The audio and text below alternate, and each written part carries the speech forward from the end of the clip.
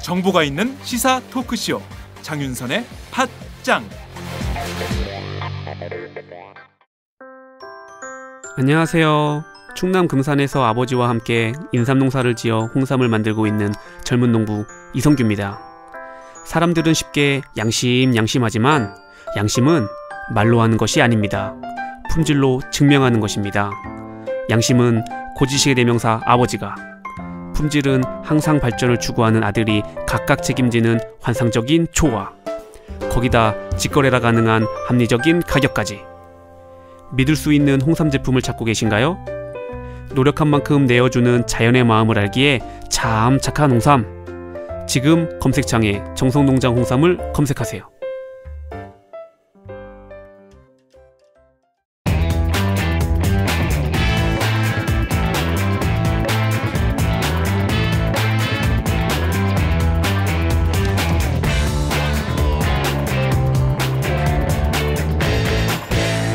이상민의 뜨거운 정치. 매주 목요일에 고정 코너 시작하겠습니다.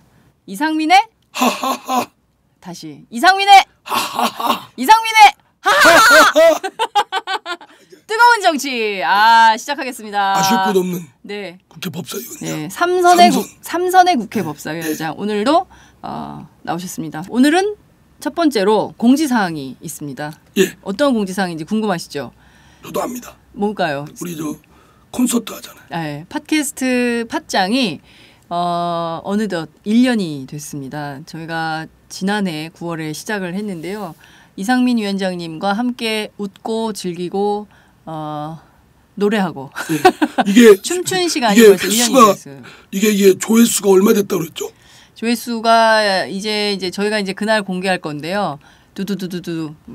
그렇습니까? 예, 임박해 있습니다. 제가 언뜻 듣기로도 엄청난 것 같아요. 예, 굉장히 많은 분들께서 애청해 주시고 계시고요. 그 감사의 보답으로 저희끼리만 맨날 이상민 위원장님의 엉덩이 춤을 봤는데 그날은 직접 이상민 위원장님의 엉덩이 춤을 실시간으로 보실 수 있게 저희가 토크 콘서트를 준비했습니다. 1주년 기념으로요. 9월 9일 저녁 7시 어딜까요? 서울이요. 네, 서울입니다. 서울 종로에 있는 서울 글로벌 센터 6층에서 만나 뵙겠습니다. 몇 분 오실 좌석입니까? 좌석이 굉장히 넓어요. 100명. 저희가 소박하게 이상민 위원장님들 팬 많으시죠? 그러면요? 악플러들만 많은가?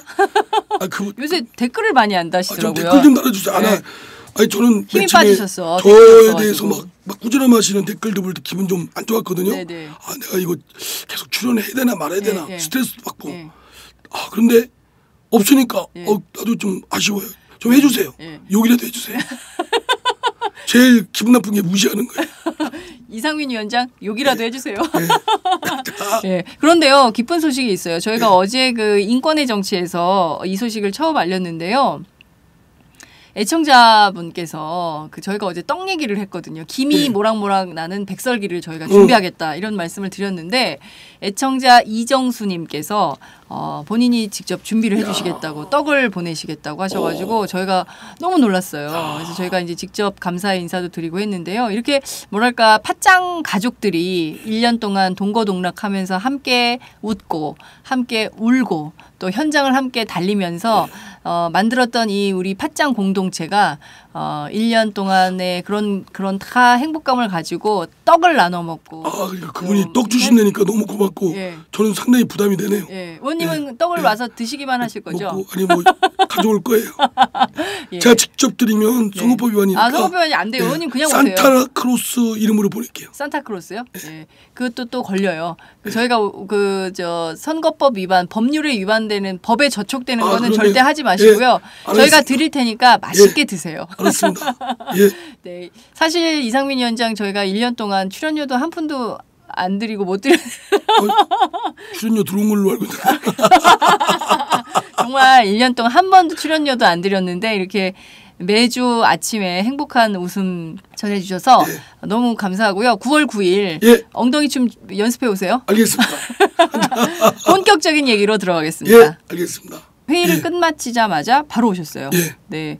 그냥 택시가 길이 안 막히대요. 네, 그래요? 예. 그렇군요. 한 오늘은 15분 만에 왔어요. 그렇군요. 오늘은 굉장히 그 준수한 복장으로 오셨어요. 칼주름. 어제는 댁에서 주무셨죠? 아니요. 이종걸 원내대표 같이 잤어요. 진짜? 또요? 또가 아니라 오랜만에 같이 잤습니다. 아 정말요? 예. 한 명 더 잤어요. 누구 했었어요? 이종걸 원내대표 친구하고. 여의도에서 모텔에서. 예. 예. 소주 한잔 하다 보니까 시간이 늦었어요. 너무 좋은 자리였어요. 그래요? 여긴 다 일일이 밝힐 수는 없지만 네. 제 대권 플랜에 중요한 역할들을 할 거라고 생각돼요. 이종걸 원내대표가? 아니 제가요. 거기는 TV는 제 어딨어요. 네. 이종걸 대표는 게스트였고. 그래요? 네. 거기에 이렇게 딱 모인 몇몇 얼굴들을 어제 보고 몇 분이나 모셨나요? 한 9명이요. 오, 9명이나. 이종걸 대표가 오니까 한 10명 됐겠네요. 10명. 그래서 한 10명 모인 가운데 이상민 위원장의 대권 플랜을 짰군요. 향후 제가 짓고 나면 요소 적재적소에 다 등용할 거예요. 어제 그 약속했어요. 다. 그런데 그 굉장히 허망한 약속 아닙니까? 무슨 아니 네? 제가 네. 10년 전만 해도 국회의원 될 줄 아는 사람 한 명도 없었어요. 그래요? 우리 어머니도 그렇고 저도 그렇고 뭐가 될 줄 알았어요? 그냥 변호사 계속 해서 돈 좀 벌고 있는 그런 변호사라고 될 거라고 생각했죠. 왜냐하면 변호사가 한 10년 만에 됐으니까. 변호사가 10년 만에 저는 저한테는 진짜 천직이죠. 그렇군요. 10년 만에 변호사가 되셔가지고 안 된 사람도 많아요. 저는요. 지금도 뭐 사법시험이 돈이 덜 든다. 로스쿨은 돈 많이 든다. 만약에 저 학교 다닐 때 로스쿨 있었으면 전 3년 만에 변호사 시험 됐을 거예요. 로스쿨 졸업하고. 사법시험이니까 10년 걸린 거예요. 더 돈 들었어요. 내 인생 진짜 20대를 다 송두리째. 10년간 쓴 돈이 아깝다. 그러니까 이렇게 해서 어렵게 고시가 되면 지달라서 된 줄 알죠. 남 우쭐거리고 남 업신여기고 엘리트식. 저를 제가 그렇다는 게 아니고 전 10년 걸렸으니까 제가 우쭐거릴 근거가 없죠. 겸손하게. 그런 대부분 소년등고하는 친구들이 판검사 이런 친구들이 우쭐거리는 거예요. 속에 딱 깔려 있죠. 쟤는 나보다 성적 공부 못한 놈들, 시험도 안 된 놈들. 저 같은 사람 바라보면 뭐 10년씩 걸리냐 사법시험을 그렇게 생각할 거 아닙니까? 지금 장 기자님이 나한테 지금 비웃음 하듯이. 아니요. 뭐 비웃음을 하세요. 아니 그게 아니라 저는 그런 게 있어요. 젊은 법관들이 갖고 있는 엘리트 의식 같은 게 있는데. 진짜 싸가지 없어요. 그런 사람들 있어요. 아주 진짜. 저도 초임 기자 시절에 법원 취재를 갔는데요. 제가 법원에 들어가자마자 삐삐가 왔나 핸드폰이 왔나 그랬던 것 같아요. 그래서 제가 그 전화를 받았거든요. 근데 그게 휴정도 아니고 끝난 상태였어요. 그 끝난 상태인데 다 나가고 판사하고 서기관 몇 명만 이렇게 남아 있는 상태였어요. 다 나가고. 그런데 제가 핸드폰이 울리니까 전화를 받거나 삐삐가 울렸으면 받았을 거 아니에요. 이렇게 딱 봤더니 어이 그러더라고요. 그 젊은 판사가 어이 신성한 법정에서 뭐 하는 거야? 그래서 저도 또 말했죠. 왜 반말하십니까? 이렇게 저보다 젊거나 저하고 같은 또래거나 뭐 그랬던. 나이 많아도 반말하면 안 되죠. 근데 반말을 하더라고요. 어이 이렇게. 김무성 대표 반말하잖아요. 그래요? 텔레비 같은 데 보면 반말하잖아요. 그거 못된 버릇이에요 그런 거. 그러니까요. 그 양반 본인을 위해서도 그런 버릇들 반말 찍찍하고. 그래서 그건 나이 많아도 하면 안 됩니다. 그렇습니다. 그런데 반말을 어떻게? 근데 이제 그런 식으로 하더라고요. 그런 엘리트 의식이 있다고 저는 생각해요. 그런 거 있으면 안 되는데, 근데 요새 하도 로스쿨이 돈 많이 들어가니까 사법제도 존치해야 된다라는 주장에 힘을 얻는 사람들이 굉장히 많은 것 같아요. 근데요, 로스쿨이 돈 많이 들어간다. 그건 전체 다 그런 건 아니에요. 취약계층 또 어려운계층의 장학금 같은 거 지급합니다. 오히려 그러니까 이렇습니다. 사법시험은 누구나 볼 수 있죠. 그러니까 굉장히 공평한 것 같아요. 그죠? 공평. 근데 로스쿨은 거기 일단 입학을 해야죠. 그렇습니다. 그러니까 제한돼 있죠. 많아봤자 전국에 뭐 한 1,700명, 2,000명 뭐 한 그밖에 더 됩니까? 네. 그러니까 나머지는 왜 변호사 시험을 볼 수 있는 기회를 안 주냐라고 하는데 네. 실제로는 사법시험이 더 높은 담벼락입니다. 성벽이죠. 왜냐? 시험을 대지만 그때는 사법시험 저 뽑을 때만 해도 300명이었어요. 300명밖에 안 뽑았어요. 예. 한 뭐 2만 명 봐서 300명 뽑는데 네. 지금 2만 명 저기 뭐 취업할 때니까 다 너도나도 다 보잖아요. 네. 그래서 2,000명 뽑으면 지금이 훨씬 낫죠. 기회가 더 많아졌는데 반대하는 사람들이 누구냐? 네. 판검사 변호사들, 네. 기존 법조인들. 네. 변호사 많아지면 돈벌이 잘 안 되잖아요. 경쟁 치열하고. 사시 출신 변호사들이 제일 반대하더라고요. 아, 반대하죠. 예, 사시 예. 출신 변호사들이 로스쿨이 확대되는 것에 대해서 아주 알레르기 반응을 보이더라고요. 그러니까요. 아니 숫자가 일단은 로스쿨이 한 800명 정도 되거든요. 800명 예, 합격자가 예. 그리고 저 사법시험이 한 150명. 예. 그러니까 1,800명을 누리니까 얼마나 중요했어요. 옛날처럼 300명 뽑은 나한들 지금의 2,000명과는 비교가 안 되죠. 그러니까 기존의 법조인들이 자기들 직접적인 이해관계가 있습니다. 또 하나 네. 한번 보십시오.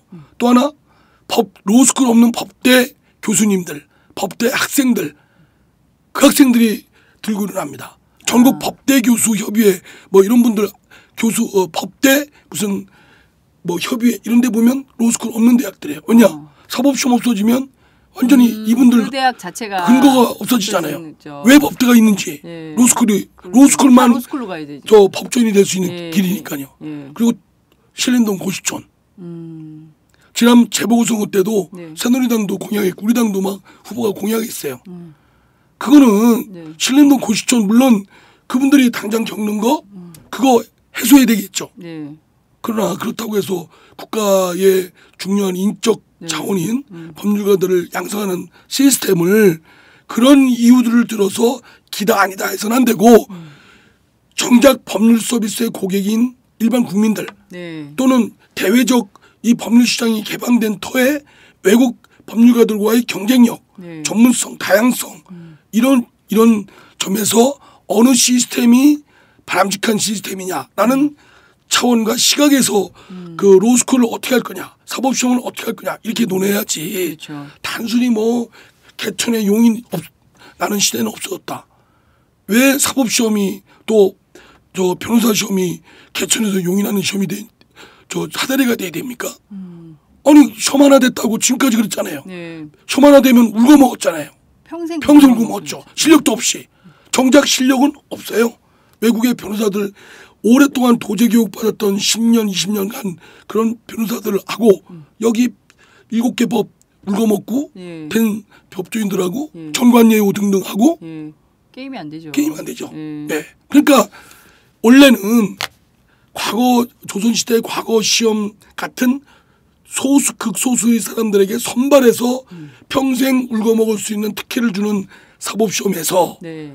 인재 육성 많은 사람에게 대해서 다양한 경험과 식견 네. 이런 것들을 바탕으로 법률적 소양을 가르쳐서 네. 그 사람들을 인재를 키우자 이런 차원에서 마련된 겁니다. 네. 그러니까 그 취지는 살려야죠. 그러네요. 예. 그런데 다만 로스쿨이 당초에 이렇게 설계될 때는 취약계층들한테 더 하고 장학금 많이 주고 지금 하고 있습니다. 이미. 예, 사법시험 본다고 장학금 주는 데가 어디 있습니까? 없죠. 없었어요. 자기 돈 논밭 팔아서 했어요. 논밭 소 팔아가지고. 예, 소 팔아가지고.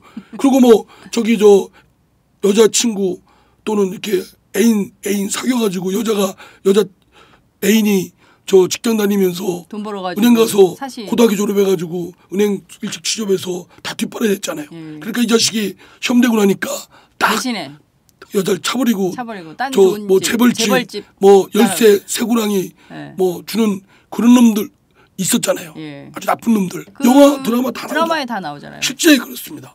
실제 그래요. 예, 실제 그런 놈 많죠. 성능들. 그래서 그런 제도 물론 로스쿨이 좀 더 많은 사람들이 기회를 줘야 되지만 네. 어차피 대학 입학하는 겁니다. 의사가 되려면 의대를 뚫어야잖아요. 네. 그럼 똑같죠. 우리도 의학전문대학원 이렇게 했는데 의학전문대학원이 네. 의사들이 반대해가지고 결국 폐지하고 그랬잖아요. 없어지고. 예. 결국 왜 그러냐. 다양한 학문들이 오는 거거든요. 직업인으로서의 의사, 네. 직업인으로서의 법률가, 예. 법률적 소인 그런데 그래서 법학만 전공한 사람들이 아니고 네. 국문학, 음악 예술, 네. 다음에 공학, 네. 다음에 경영학, 무역학, 지적재산권, 또 저작권, 네. 뭐 이런 것들의 전문가들을 양성하는 거죠. 그렇죠. 또는 우리가 이런 언론 관련하면 언론의 메커니즘 이런 걸 공부해가지고 언론 소송도 많아요. 언론 기자분들도 여기 장 기자님도 로스쿨 들어오시는 거예요. 예. 직장 다니면서. 네. 그러려면 어떻게 되냐. 지금 보완해야 될 부분이 있습니다. 네. 로스쿨을 없애고 하는 게 아니고 예.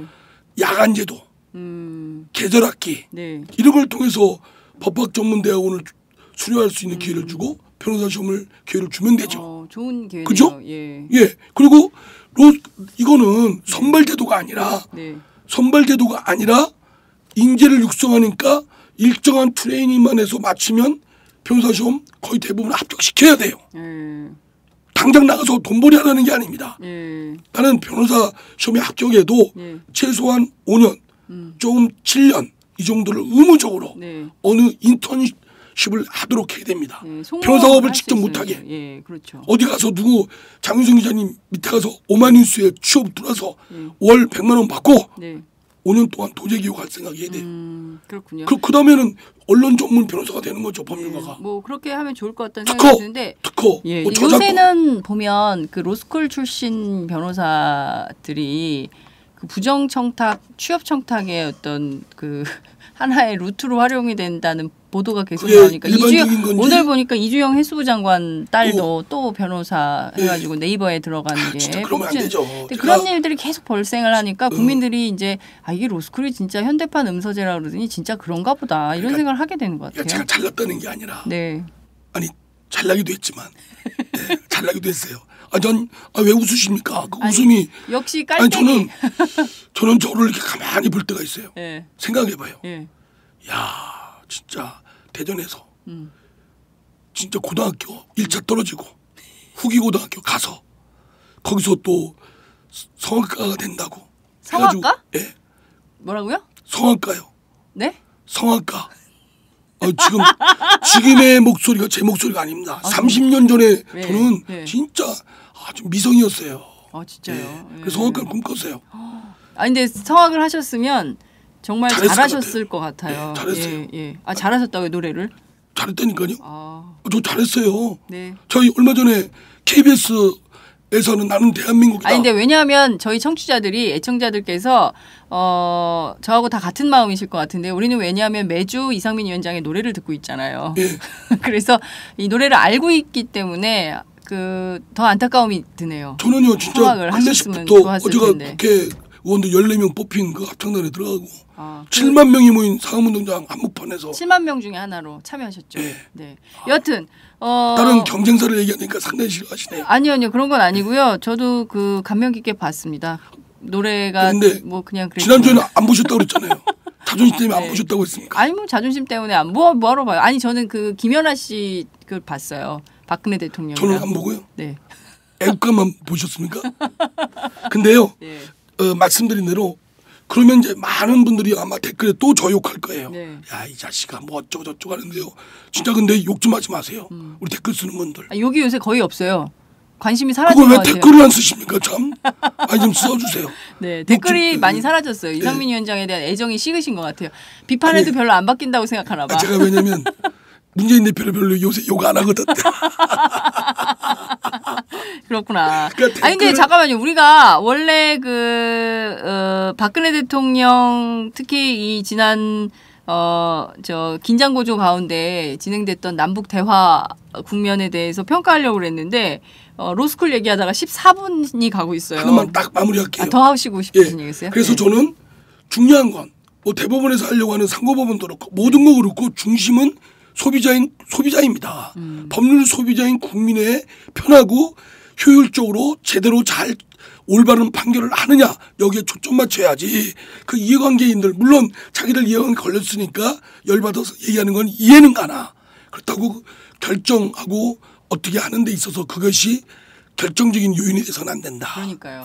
어떻게 하다 보니까 우리나라의 정책 결정 당국자들 그 고위직들이 전부 다 소인배가 됐어요. 좀 대인배의 기질을 가지고 전체 판을 좀 큰 틀에서 어떻게 하면 다수가 행복할 것인가에 대한 관점 분명한 철학, 가치관 이런 게 있어야 되는데 나한테 이익이 되나 안 되나 개인에 그러니까요. 대한 유불리만 따지니까 그 굉장히 나라가 찌질해졌어. 네. 그래서 이런 게 정말 문제예요. 찌질이 공화국. 여하튼 다음은 팟짱 서포터즈 1호 광고입니다.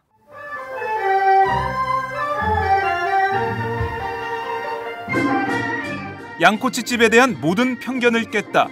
풍무 양꼬치. 착한 가격, 품격 있는 공간. 국내외 유명인들도 자주 찾는 풍무 양꼬치.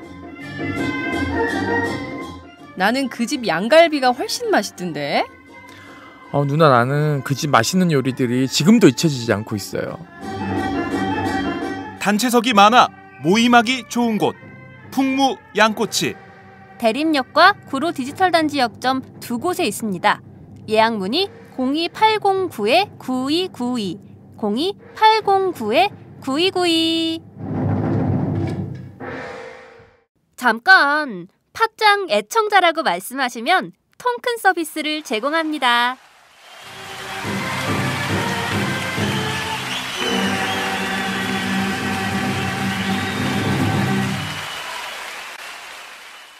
그래서 저는 언제 한번 대법원 박근혜 대통령 진짜 어제 나 이런 얘기 안 하려고 했는데요. 네. 야, 새누리당 의원들만 점심 초대가 지난번에도 한 번 했죠. 네.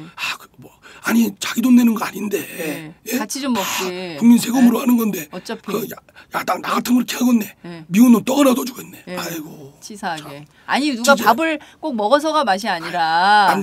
나는 제가 그래서 제가 집사람한테 그랬어요. 불러도 안 간다. 그랬더니 우리 집사람이 그건 더 찌질하다야. 그러더라고.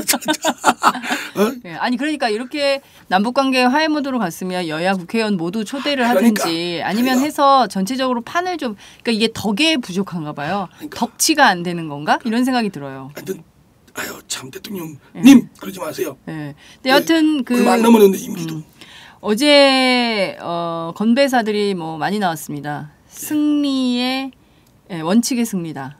뭐 이런 얘기들도 나오고 있고 그리고 이제 박근혜 대통령 그 회담 지켜보는 가운데 실핏줄이 터졌다. 굉장히 긴장이 있었다. 뭐 이런 썰렁한 농담도 많이 한 걸로 이렇게 나오고 있는데요. 자, 어찌됐든 굉장히 군사적으로 긴장이 최고조 됐어요. 한국전쟁 이후 처음이었습니다. 막 피난 가고 그랬잖아요. 대피소로. 이런 일들이 벌어졌는데 어떻게 보십니까? 박근혜 대통령의 일정 정도 안보 상업주의가 작용했다. 이런 비판도 있어요. 그 점은 어떻게 보세요? 사업으로 따지면 여론조사 보니까 많이 올라갔대요. 네. 보수층 결집하고 안보에 우리나라 국민들 평화 깨지고 전쟁 나면 불안해하는 건 피 보는 건 국민들 아니겠습니까? 네. 그러니까 국민들이 박근혜 대통령이 이렇게 하고 또 우리나라 국민들도 또 양면성이 좀 있어요. 뭐냐면 김정은이 저러니까 한번 혼 좀 내주자. 혼내주면 그 피해는 누가 봅니까? 그러니까요. 국민이 전쟁 나면 젊은 친구들 다 피해보죠. 지금 부모님들 지금 저 군대 보낸 부모님들 얼마나 조마조마했습니까? 저는 국가가 대통령이 정부가 전쟁을 없도록 하는 게 이런 불안감을 없도록 하는 게 원래 해야 될 의무 아닙니까? 맞습니다. 저는 이번에 물론 박근혜 대통령이 판을 몇 번 뒤엎으려고 했는데 참모들의 얘기를 듣고 참아내고 인내심을 했다. 잘했습니다. 그렇게 해야 됩니다. 이번만 그런 게 아니라 진작 그랬어야 되고 앞으로도 그래야 됩니다. 협상은 주고받기입니다. 원칙 아니죠. 이 원칙이 통한 게 아니죠.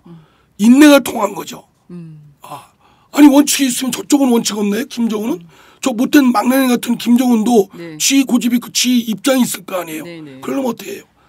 뭔가 저쪽을 달래고 전쟁 촉발하는 그걸 잘 관리를 해야 될 것은 한국 대통령이 해야 될 일이죠. 손자병법에도 나옵니다. 전쟁을 할 때는 군대를 움직이려고 할 때는 10개를 생각해야 된답니다.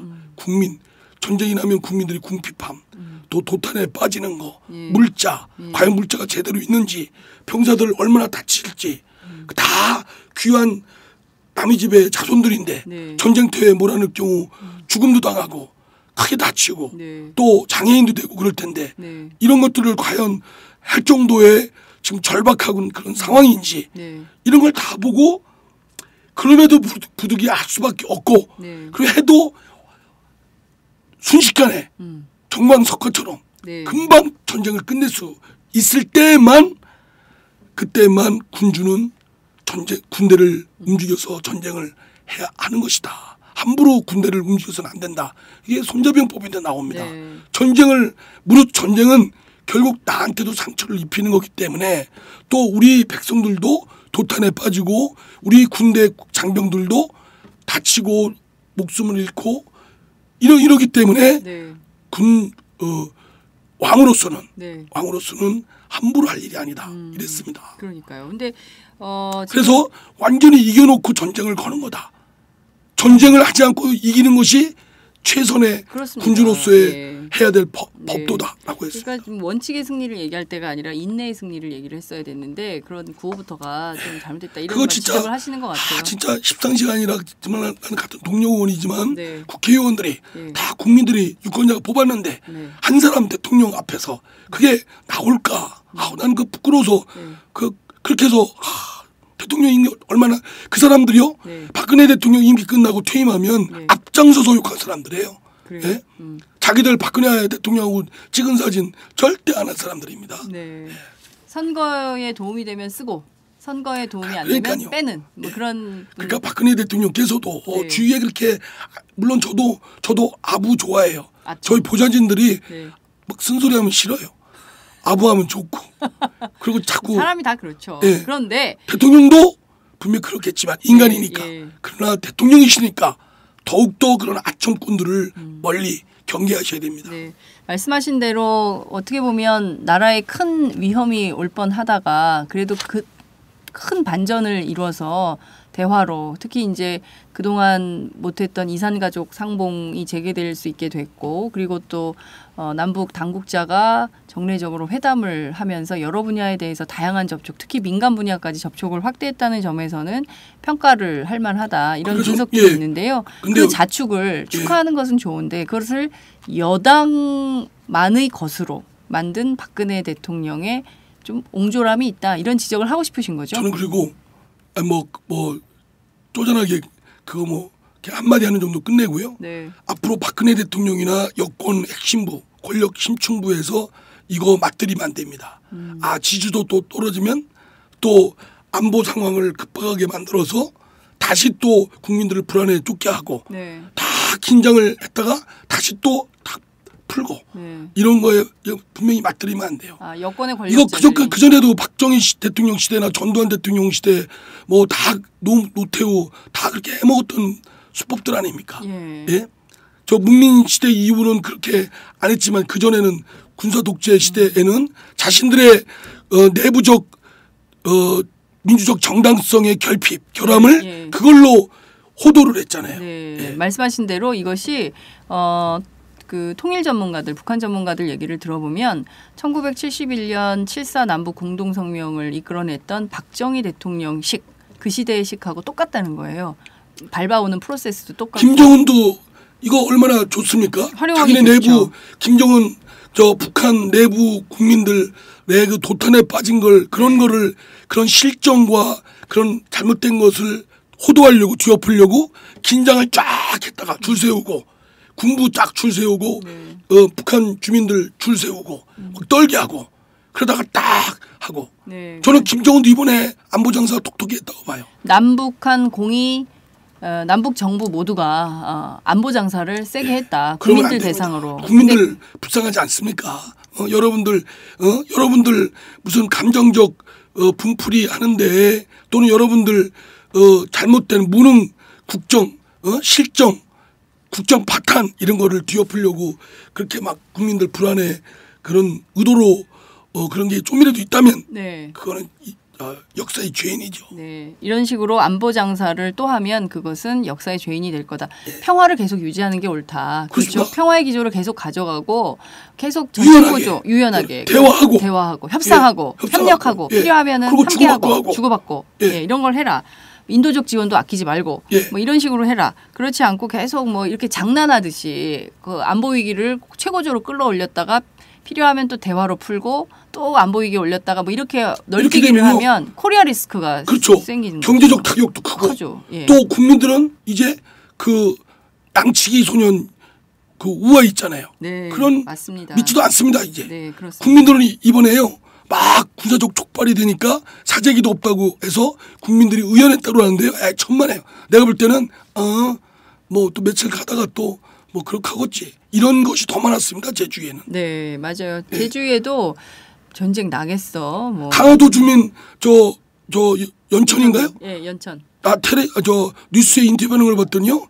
뭐 2, 3일 가겠죠. 그러니까 저는 요새 집밥 백 선생 때문인지 충청도 사투리가 대세인 것 같아. 며칠 가겠죠. 말씀하신 대로 정말 이런 식의 그 안보 논리가 국민들을 불안에 떨게 해서는 안 된다. 이런 정도로 하고요. 저는 근데, 통일이 대박이 아니라 지금은 평화가 대박입니다. 삼선의 국회 법사위원장. 평화가 대박이다. 야, 제가 의원님하고 굉장히 오랫동안 방송을 했지만 이런 워딩은 처음이에요. 늘 처음 아니었습니까? 아니요, 이렇게 의미 있는 발언 처음이에요. 이 가운데 또 황당한 발언이 나왔어요. 정종섭 행정자치부 장관이 새누리당 의원 연찬회에 참석을 해서 자 여러분 제가 총선하면 필승을 외쳐주시기 바랍니다. 이렇게 건배사를 해서 무리를 빚고 있는 상황인데요. 최경환 경제부총리도 마찬가지입니다. 3% 경제 성장 이것이 결국 당의 선거에 도움이 되도록 하겠다. 이런 발언을 해서 문제가 되고 있는데요. 정청래 국회 안행위 간사는 이것이야말로 관건 선거에 신호탄이 올랐다. 맹아가 싹 텄다. 이런 비판을 하고 있습니다. 위원장님은 어떻게 보세요? 참 한심하죠. 한심해요. 네. 장관이 그래도 대한민국의 장관이 할 말 못할 말 그거 못 따지나요? 네. 나는 그 자리에서 뭐 술들 돌렸나? 왜 헛소리 망언을 그렇게 하냐고. 술 마셨다는 거잖아요. 맥주를 종이컵에 따라서 마시는 가운데 건배사를 그렇게 했다는 거죠. 아니 그러니까 뭐 논할 가치도 없어요. 아유, 한심해서 하도 한심해서. 뭐라고 욕해요? 뭐라고 욕하냐고. 아니 그래서 지금 새정치민주연합에서 오늘 고발 조치하지 않았습니까? 선관위에.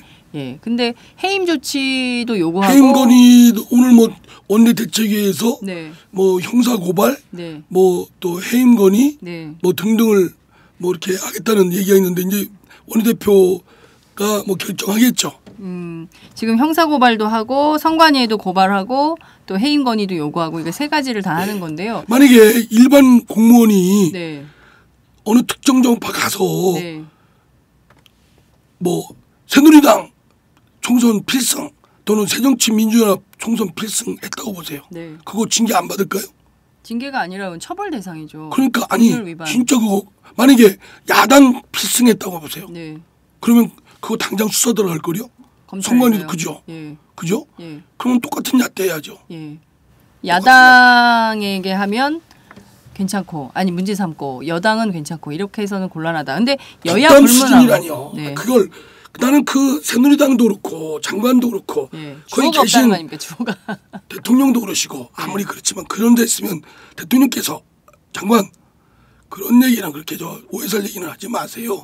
그건 아무리 덕담이지만 적절치 않아요. 하고 한마디 하셨어야지. 이거 뭐 이건 논하고 싶지도 않아요. 다 똑같은 놈 될까 봐 저도. 그럼에도 불구하고 이거는 비판을 해야 될 것 같은데요. 대충 뭐 해임건이 장관이 물러날까요? 그런데? 뭐 우리가 소수파인데 해임건이 백날 해봤자 통과되겠습니까? 오히려 맷집만 키워줘요. 맷집만 커진다. 그러니까 정종섭 장관의 맷집만 커질 것이다. 전에 황교안 장관도 지금 총리도 그랬잖아요. 계속 무슨 재미 들려가지고 해임건이 하다 보니까 나중에는 오히려 총리까지 갔잖아요. 지금. 대통령이 너무 총애하고. 그런데 이 발언을 그냥 넘기면 사실 내년 총선에서 새정치민주연합이나 아니면 정의당이나 그밖에 다른 정당들이 공정하게 선거를 치를 수 있다. 이렇게 믿을 수 있을까요? 그래서 제가 해법을 하나 생각을 해봤는데요. 그러지 말고 정종섭 장관, 최경환 장관이 우리 당 또 내일 워크숍이 있거든요. 와서 또 총선 필승 외치는 거예요. 그래서요? 그럼 되는 거예요. 다 해주는 거야. 만약에 새누리당뿐만 아니라 새정치민주연합 그리고 정의당에 와서 총선 필승을 외친다 한들 그것도 선거법 위반 아닐까요? 그럼 여러 건 걸리는 거지. 가중처벌해야지. 아, 새누리당에 이어서 새정치연합, 네, 정의당 모두 다 선거법 위반을 했다. 가중처벌해서 3건을 다 묶어가지고 이 선거사범으로 처벌해야 된다 이런 거죠. 예, 그렇습니다. 그런 게 별로 없어요. 우리 역사에서 선거법을 위반해서 처벌받은 장관이 없었던 것 같아요. 그리고 뭐 상당히 이제 입조심을 하는데 그렇게 하는 장관이 지금까지 얼마나 있었을까? 도대체 난 이해가 안 돼요. 네, 그리고 굉장히 좀 뭐랄까 본인이 맡은 직무에 대해서 너무 간과하고 있는 거 아닌가 이런 생각이 진짜 들어요. 아니 하위직 공무원도 그렇게는 안 할 겁니다. 근데 장관이 아이고 참 최경원 장관도 그렇고 있을 수 없는 일이죠. 이런 점에 대해서 야당이 좀 적극적으로 대응을 해야 될 것 같은데요. 내년 선거가 위험하다는 지적들이 야권 지지자들 사이에서는 좀 퍼지고 있는 것 같습니다. SNS를 통해서요. 특히 이제 국정원 댓글 사건, 또 사이버 사령부 사건, 또 해킹, 뭐 심지어 어제 정청래 의원이 밝힌 바에 따르면 통신 비밀까지도 그렇게 다 통신 제한 조치 내용까지도 전부 다 그냥 들여다보고 그것이 800만 건 넘었다는 거 아니에요? 8천만 건. 8천만 건. 1인당 1.6회. 네. 이런 정도까지 됐다는 것에 대해서는 그냥 넘기기 어려운 일이 아닙니까? 정청래 의원 보면 재주가 있어요. 네. 예? 이런 거 딱 또 아주 잘했는데요. 네. 전번에 보니까 이 통신자료 요청을 하면 이동통신사가 통신사업자가 제공해주면 끝이랍니다. 네. 그러니까 제공했는지도 모르고 아무런 법적 규제가 없어요. 이용자 성명, 주민등록번호, 주소, 가입 및 해지 일자, 전화번호 등 가입자 정보를 다 준답니다. 이동통신사 그러면 이거는 소비자들이 있잖아요. 이거 정보 공개 요구를 해서 드러나면 소비자들이 나서야 된다고 생각합니다. 불매운동. 계약 해지하고 만약에 어느 통신사가 A 통신사가 있다. 핸드폰을 계약 해지하기 굉장히 어려운데 왜냐하면 다 들고 나서 전부 약정을 2년씩 하기 때문에요. 이것을 소비자가 하긴 되게 어렵고요. 이걸 근데 정치적으로 이런 정보를 했으면 이거는 사업자의 계약 위반이거든요. 그러니까 할 수 있죠. 사업자가 계약을 위반한 겁니다. 이거 자료를 정보 제공 저에 대한 개인 정보를 함부로 제공해서는 안 되죠. 그런데 그 계약을 할 때요 개인정보 동의서를 받잖아요. 계약할 때. 아니, 거기에 그렇게 서류에 장 기자님 제가 법률가 출신입니다. 법에는요 근본 원칙이 신의 성실이 원칙 그게 있습니다. 그러니까 정보 제공하지만 합리적인 본인이 동의를 하거나 합리적인 어떤 법원의 영장이 있거나 뭐 이럴 때 가능한 거지 그냥 뭐 저 국정원이나 무슨 어디 수사기관이 요구한다고 해서 덜컥덜컥 줘서는 안 됩니다. 그건 신의칙 위반이에요. 그렇군요. 그럼 이것도 그 통신사 그리고 무조건 저 정보 제공할 수 있다라고 설사 동의란에 이 갈매기 표시했어도 그 조항 자체가 표준계약서 조항 자체가 저 위법이에요. 무효예요. 불공정 조항이에요. 그럼 이것을 법률적으로 좀 새정치민주연합이나 이쪽에서 대행해서 시민단체들이라도요 나서서 문제를 삼아야 되겠다 이런 생각이 좀 정청래 의원은 이런 거 찾아내는 건 능란하고 그 다음 이제 법률적 소양은 없습니다. 그건 이제 제가 맡아서 해야죠. 그러면 이것을 이후에 대응은 좀 어떻게 가져가실 건가요? 제가 볼 때는 이제 사안을 좀 더 정확하게 진상 파악을 하고요. 이게 제일 문제는 지금 그냥 국정원이나 등 통신자를 요청하면 이동통신사가 그냥 넘겨뒀다고 그런 거거든요. 이건 분명히 이동통신사를 제재를 가해야죠. 지난번에도 다음 카카오인가요? 네, 작년에 그랬죠. 막 저기 카카오. 저 압수수색해가지고 자료 다 줬잖아요. 그러니까 막 그 카카오 이용자들이 다 이탈하고 그랬잖아요. 그러니까 카카오가 이제는 정보 제공 못하겠다고 딱 했잖아요. 그러니까 사업자에 대한 중요한 제재는 사업자에 대한 컨트롤은 소비자입니다.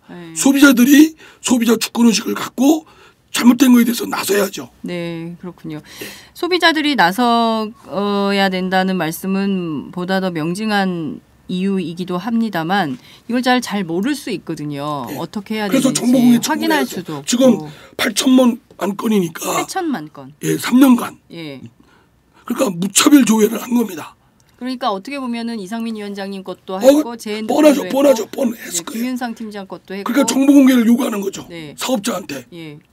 내 거 정보 제공한 했는지 기록 달라.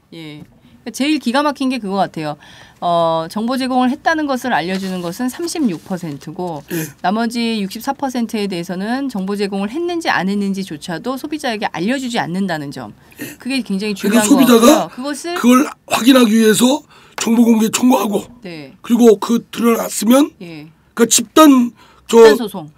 집단이라보다도 하여튼 집단하면 싫어하는 알레르기 반응 보이는 사람이 있어요. 그럼 집단이라고 하지 말고 대표소송, 대표자 소송 뭐 이런 식으로 해서 정보공개 청구하면 됩니다.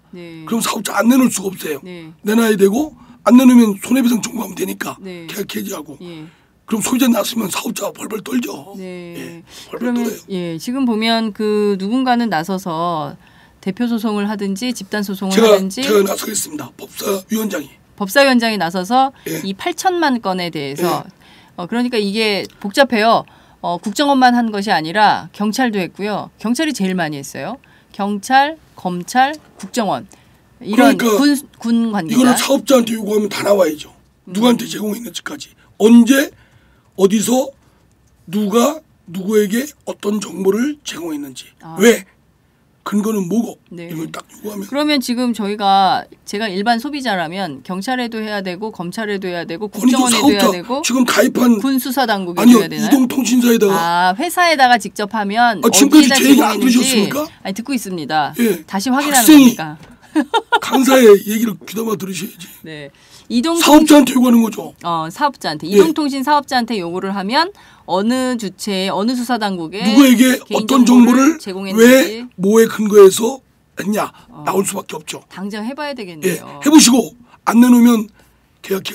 그럼 소비자들이 나서면 꼼짝만 잡니다. 그래서 제가 소비자 단체들한테도 만나가지고 얘기를 하려고 합니다. 그렇군요. 이것은 좀 빠른 시일 내에 해서 어떻게 된 중요한 것은 이런 개인 정보들이 뭐 주민등록번호 들어가 있죠, 집 주소 들어가 있죠, 전화번호 들어가 있죠. 뭐 가입자, 가입 탈퇴, 연원일 다 포함이 돼 있죠. 어찌됐든 한 개인의 국민 개개인의 개인 정보가 다 포함되어 있기 때문에 경우에 따라서는 이것이 선거에 활용될 가능성도 있다고 볼 수 있잖아요. 근데 이게 어디에 악용될지 안 될지는 나중 문제고 이 자체가 불법이죠. 계약 위반이고. 아니 이동사업자가 왜 맘대로 자기 고객 정보를 제공합니까? 영장도 없이. 그러니까 요청하는데 왜 요청하면 협조 안 하면 될까? 해줘서는 안 되죠. 영장 갖고 와라고 해야죠. 네, 그렇군요. 지난번에 영장도 너무 광범위하고 포괄적이라는 문제인데. 그 카톡 사찰에 이어서 이번에는 또 이런 개인 정보가 수사 정보로 전환돼서 개인 정보가 다 빠져나가고 있다. 이런 걸 그러니까 정청래 의원은 이런 건 잘해요. 지난번에 카톡 사찰에 이어서 이번에는 수사당국이 개인정보를 이렇게 무차별적으로 8천만 건이나 조회했다는 점에 대해서 많은 국민들이 충격을 받을 수밖에 없고 사후조치가 분명히 있어야 되겠다는 생각이 좀 듭니다. 그러니까 이거 입법적으로도 보완이 좀 필요했어요. 이런 통신자료 요청할 때는 사법부에 사전 영장을 발부받아서 하는 영장주의를 관철하고 그리고 이렇게 제공했으면 또 고객한테 그 정보 해당자한테 통지해주고 그래야 뭐 알 거 아니에요. 아무것도 모르고. 그러니까요. 그 정보 주권, 소비자 주권을 훼손하는 겁니다. 말씀하신 대로 정보 주권을 훼손하지 않도록 적어도 최소한 내 정보가 누구에게 어떻게 갔다는 내용 정도는 통지를 해줘야 되는데 그조차도 지금 이루어지지 않는 비율이 훨씬 높다는 점이 문제로 지적될 수 있을 것 같습니다. 야당이 할 일이 굉장히 많네요. 그죠? 뭐 이런 문제들 정보 주권의 문제 그러니까 뭐 또 이게 쓰레기가 같은 사건이 터졌잖아요. 그럼 또 다른 쓰레기 같은 사건이 나와가지고 그 쓰레기를 뒤엎어요. 아주 야당 좀 하기 힘들어요. 그러니까요. 지금 국회 법사위에 계류돼 있는 법안들은 어떤 것들이 있나요? 이제 9월 국회가 시작되겠죠. 곧 저희 법사위 8월 하순이나 9월 초에 9월 초순이겠네요. 다음 주면 벌써 9월 초순입니다. 그래서 저희들은 뭐 원래 지금 일정이 개원식하고 대표 연설, 대정부 질문 하고 국정감사 들어갑니다. 그러니까 법안 심의는 한 10월 중 하순 돼야 시작이 돼요. 그래서 저희는 9월 초에 법사위 전체를 열어서 좀 급한 법들 또 논의를 계속해야 되는 그런 것들은 좀 집중적으로 할 생각입니다. 그렇군요. 주요 법안들이 어떤 것들이 있을까요? 지금 아직도 해결 안 된 게 군사법 개혁. 이거는 반드시 이제 내가 할 겁니다. 반드시. 네. 뭐 군사법원 폐지 말씀하시는 건가요? 폐지까지는 지금 도저히 안 될 거, 여야 합의가 안 될 거고요. 정부 네. 반대니까. 네. 저는 전번에 우리 그 군인권센터 소장 네. 있잖아요. 임태훈 소장님이요. 임태훈 소장이 거기 그 개선 병영문화 개선 뭐 거기에서 했는데 그 양반하고 의논했는데 하여튼 정부안이 조금이라도 지금보다 진일보한 거니까 네. 할 수 없으면 그거라도 해야죠. 그렇군요. 예. 병영문화 그렇다고 제자리 걸음할 수는 없는 거 아니겠습니까? 병영문화 개선특위에서 내놓은 최소한의 것이라도 받으면서 병영문화 최소한 개선 그건 거기서는 아니네요. 군사법원을 폐지하는 겁니다. 네. 그러니까 그거는 뭐 정부가 안 되고 네. 정부안으로 나온 게 있습니다. 지금 말하자면 사단장이 갖고 있는 권한을 군단장으로 옮기는 겁니다. 그러면 이제 군단장은 사실은 한 층은 더 두치라고 사단장이 직접 하는 그런 걸 영향력이 조금 더 감쇄될 수 있는 여지는 있죠. 네. 그래서 지금보다는 진일보한 거라고 생각됩니다. 물론 흡족하진 않지만 미흡하지만. 예. 군인권 옴부즈만 제도도 도입이 되는 거죠. 그거는 우리 상임위에서 다루지 않습니다. 그래요? 네, 왜요? 국방위에서 다룹니다. 이건 국방위에서 다루나요? 법사위에서 다루지 않고요. 예.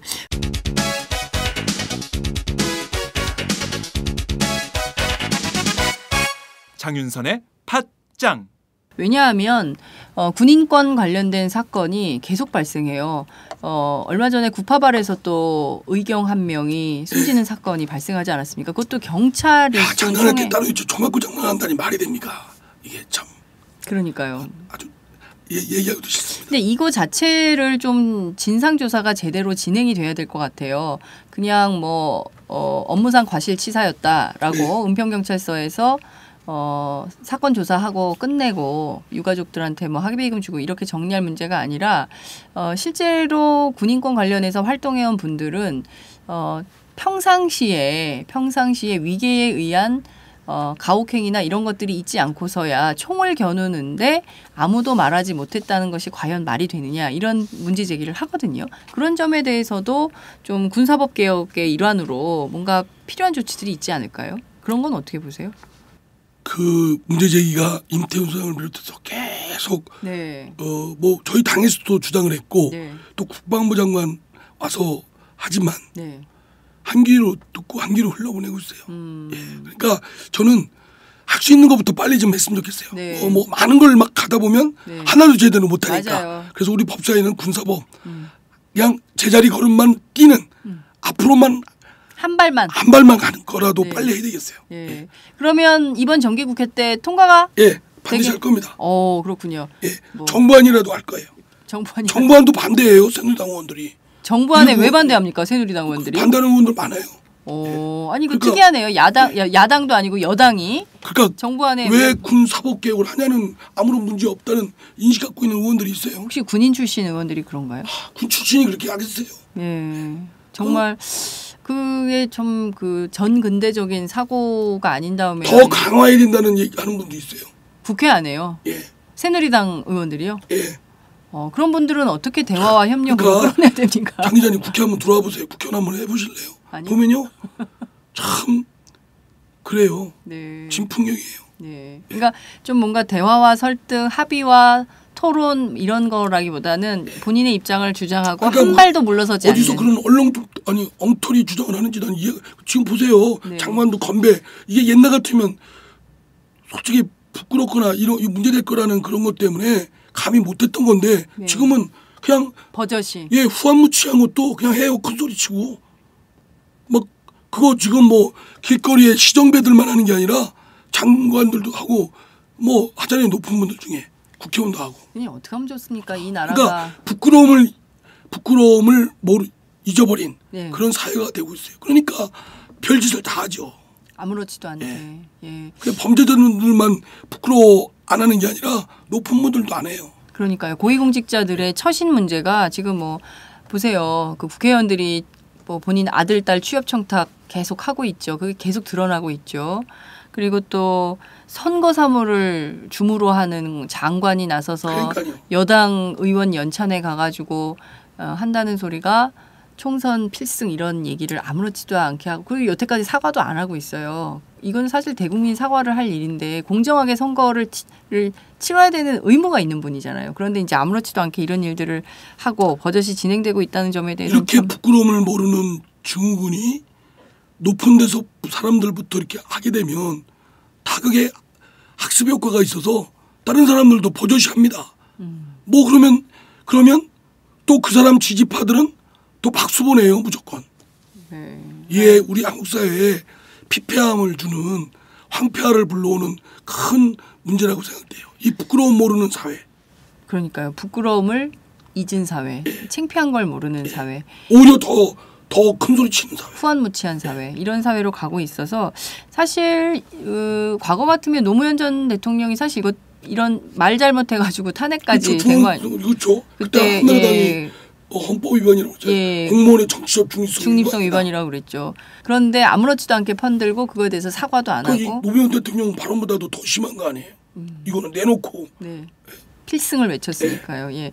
이런 점에 대해서 간과하면 안 되는데 점점 사회가 이렇게 가고 있는 것 같아요. 예? 이 점을 좀 어디선가는 브레이크를 걸어야 될 것 같은데요. 예.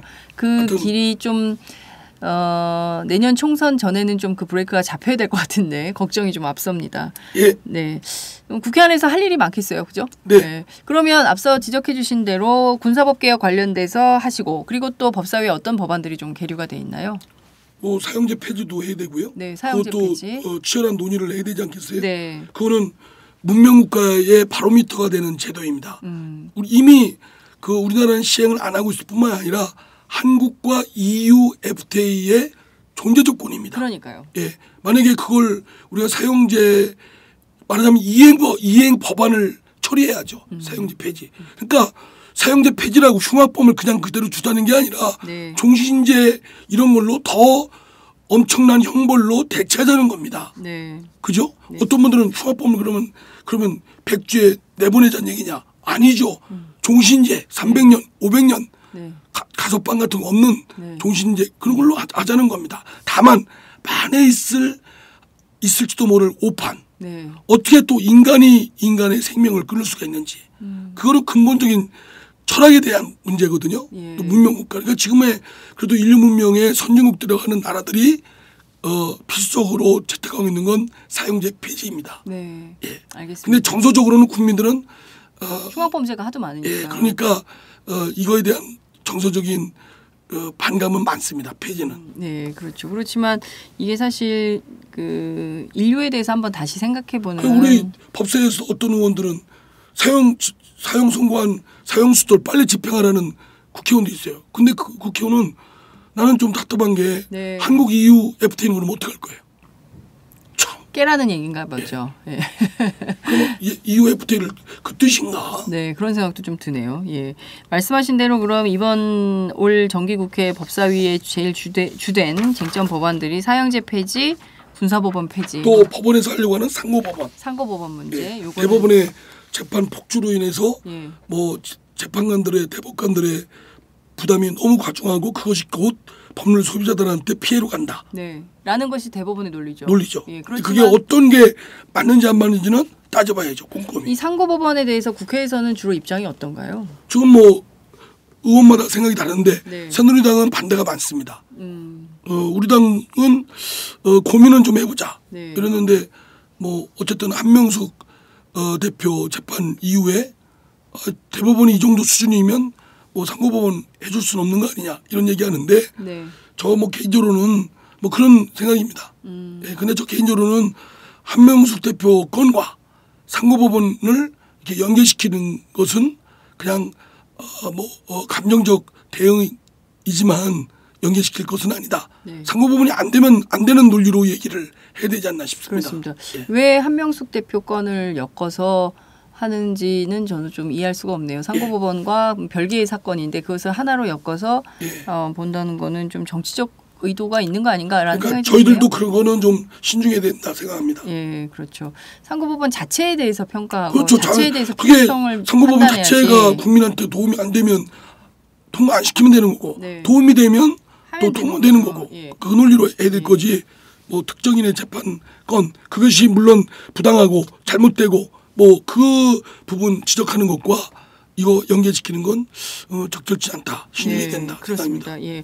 말씀하신 대로 그렇지만 이 대법원의 구성 문제 그리고 대법원이 서울대 편향, 50대 편향, 남성 편향 뭐 이렇게 가는 것에 대한 문제 제기가 많아서 과연 이래서 소수자의 인권 보호가 제대로 될 수 있는 재판이 될 수 있냐 이런 근본적인 문제 제기도 있는 게 사실입니다. 그래서 그거는 그것대로 또 근데 대법원에서는 뭐라고 이제 저 변명을 하냐면 해당자들을 이제 제야 법조계라든가 뭐 이렇게 교수 쪽에 이렇게 하면 본인들이 고사한답니다.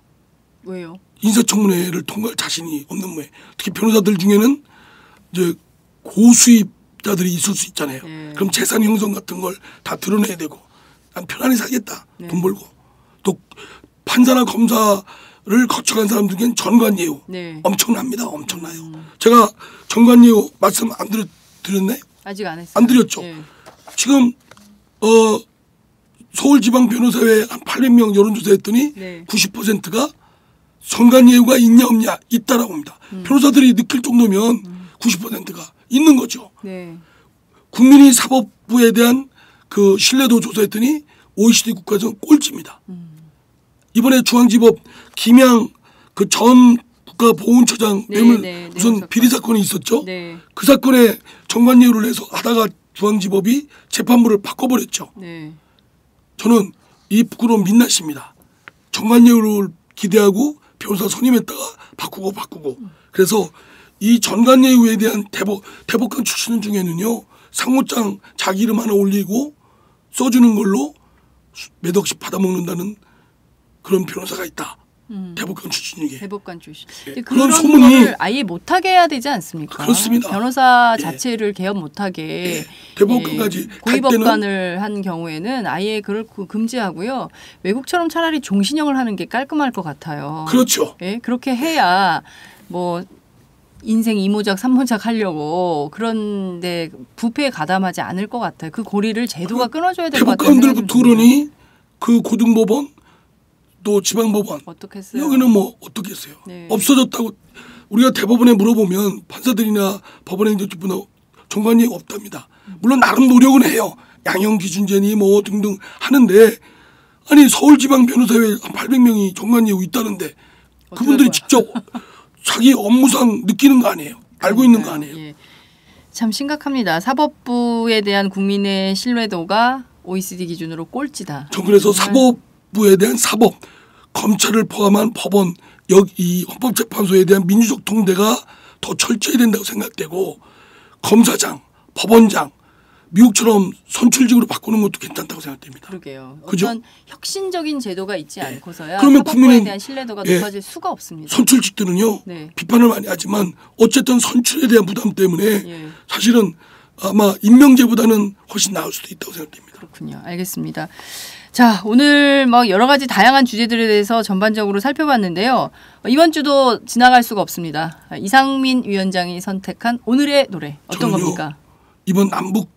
이번에 지뢰 도발 사태, 도발 폭발 사고에 두 젊은 친구가 중증 장애인이 될 정도로 큰 부상을 입었잖아요. 그리고 남북의 긴장을 막 촉발시킨 건지 서로 가승작용한 그래서 결국 자기네들은 정권은 도움됐는지 모르지만 거기에 전쟁이 나면 직접적인 피해자는 누구입니까? 젊은 친구들 아니에요. 우리 남한 대한민국 젊은 친구는 물론이고 북한 그 젊은 친구들도 그 장병들도 다치고 죽고 그러잖아요. 누가 보상해요? 다 귀한 자식들인데 그 부모의 그 애끓는 마음은 어떻게 되는 겁니까? 그렇지 않습니까? 전쟁은 있어서는 안 되죠. 전쟁 갖고 장난을 치면 안 되죠. 김정은도 정신 똑바로 각성해야 됩니다. 무슨 뭐 핵 어쩌니 정쩌니 이런 장난질하지 말고 우리도 진짜 전쟁이 나면 많은 분들이 그래요. 한번 본때를 보여줘라. 그럼 본때를 보여서 전쟁 나면 누가 피해 있습니까? 아니 어르신들 중에는 한번 북한을 혼내줘야 된대요.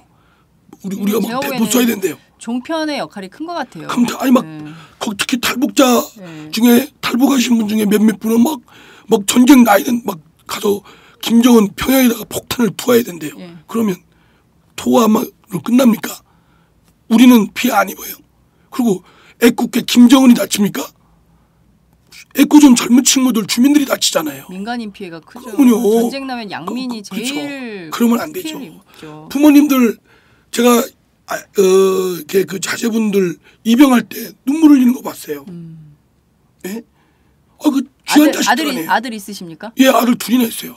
고등학교 1학년, 저 중학교 1학년인데 내 가만히 보니까 멀지 않았어요. 군대 곧 보내야 되겠네요. 그렇죠. 한 5년 대학 가고 1년 있다가 보내야 되잖아요. 이거 내가 보니까 아니 나는요 이번에 보니까 저기 뭐죠? 저녁을 앞두고 저녁을 미뤘다는 언론에서 그들을 영웅으로 막 떠받치대요. 네. 그리고 이번에 다친 그 친구들이 나는 군대에서 뭐 끝까지 뭐 하겠다. 다시 태어나도 뭐 군인 뭐 이런 거를 미담으로 하는데 아니 난 그게 그럴 일이 아니죠. 저녁을 연기하면서까지 한 거 물론 기특해요. 네. 그러나 그게 어떻게 그런 게 영웅이고 젊은이들을 막 그러는 것이 영웅화하는 게 맞나요? 난 조금 전쟁을 일으키지 않아야죠. 그렇습니다. 평화로워야죠. 예. 근데 호전적 사고로 국민들의 여론을 부추기는 언론이 저는 더 문제라고 봐요. 전쟁 불사하고 북한에 대해 응징하자는 분들 그분들이 전방에 갔으면 좋겠어요. 안 가죠 그분들. 네, 그분들 좀 갔으면 좋겠어요. 자기가 DMZ를 지켜라. DMZ 그 철책선에 자기가 좀 섰으면 좋겠어요. 예. 더워 죽겠는데. 그리고 저기 전쟁 뭐 한번 본때를 부여하는 분들 강화도, 연천, 그 임진강변에 비무장지대 한번 살아봤으면 좋겠어요. 하여튼 그분들이 거기 좀 살아봤으면 좋겠어요. 그러니까요. 그 주민들 얼마나 불안했답니까? 네, 그래서 선택한 노래가 뭡니까? 저희는 노래를 듣고 싶습니다. 저는 들려드립니다. 네.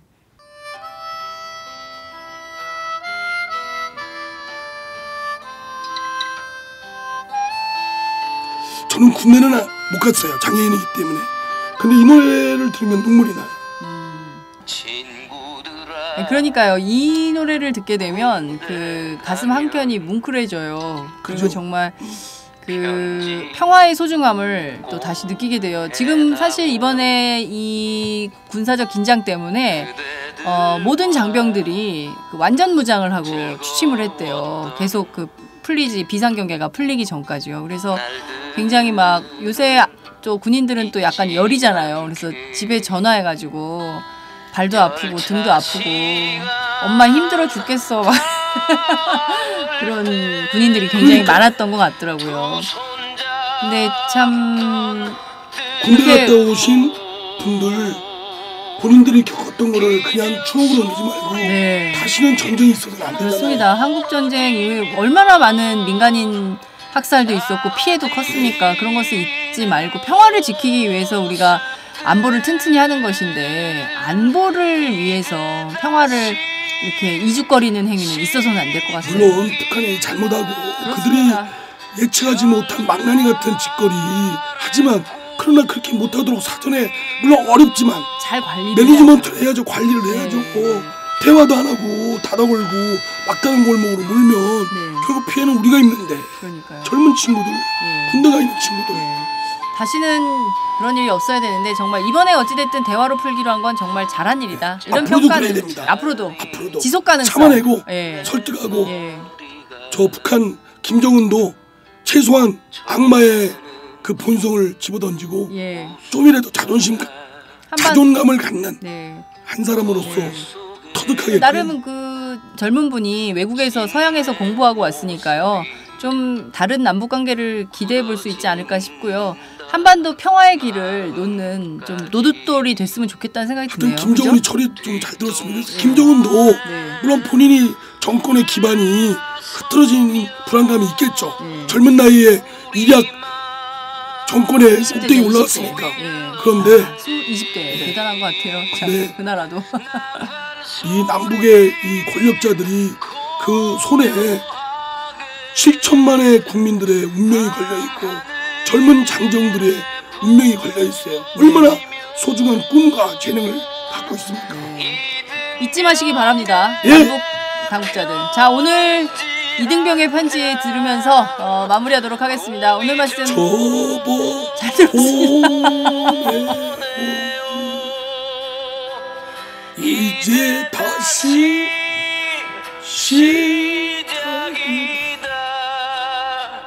젊은 날의 꿈이요.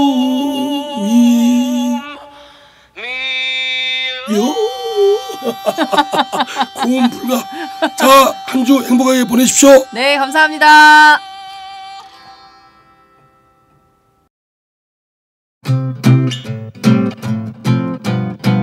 제가 오마이뉴스 10만인 클럽 후원한 지 솔직히 얼마 안 됐어요. 최근 얼마 전부터 제가 하기 시작했는데 그 이유는 지금 제대로 된 언론이 없는 시대에 살고 있잖아요. 그래서 제대로 된 언론에게 힘을 보태줘야겠다는 생각이 들어서 진짜 작지만 한 사람의 10,000원이지만 이게 모이면 제대로 된 언론의 역할을 해줘 오마이뉴스가 힘을 받아서 좀 더 많은 사람들에게 제대로 된 언론의 역할을 보여줄 수 있지 않을까 그런 응원의 마음으로 가입하게 됐고 그래서 여동생한테도 권해서 같이 하자 좋은 일이니까 그렇게 하게 됐고요. 그리고 또 바라는 게 있다면 아무래도 인터넷 뉴스니까 인터넷으로만 이제 기사를 많이 접하시잖아요. 그래서 페이스북이나 트위터, 인터넷을 많이 접하지 않는 분들에게 어떻게 하면 이 바른 언론의 소리가 전달될까 이런 것도 좀 더 고민하셔서 맨날 TV 종편만 보시는 그런 어르신들에게도 어떻게 하면 이 바른 언론이 전해질 수 있을까를 좀 오마이뉴스가 고민해봐 주셨으면 그래서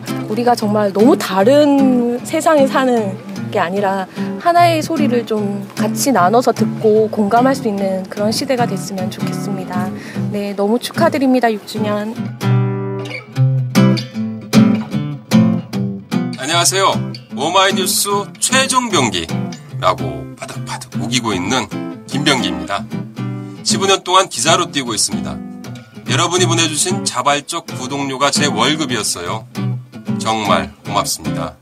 장윤선의 팟짱도 그렇게 만들어요. 팟캐스트 제작비 스폰서가 되어주세요. 10만인 클럽에 가입하시면 되는데요. 02-733-5505 내선번호 274번으로 전화주세요.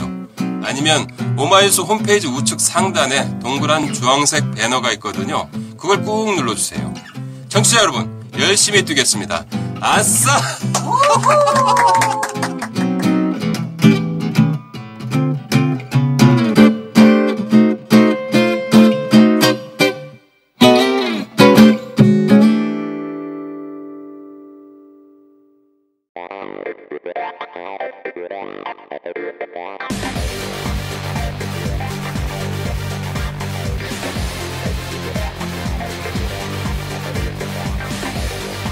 정보가 있는 시사 토크쇼 장윤선의 팟짱.